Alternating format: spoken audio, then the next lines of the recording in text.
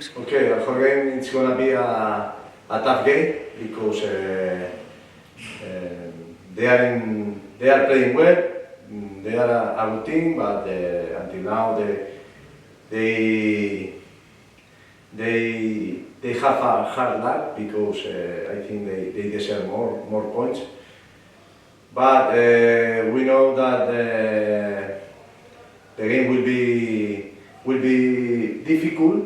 But we are working well, and we want to change the moment because, in our opinion, we deserve more in the last two games, and we didn't take the points, and we are focused only in to win, in to be better than Alhor, and we will fight until the last minute in order to take the 3 points because for us it's very important.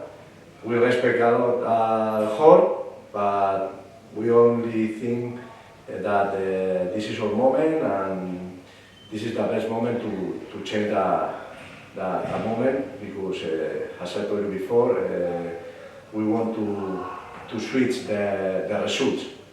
بسم الله الرحمن الرحيم.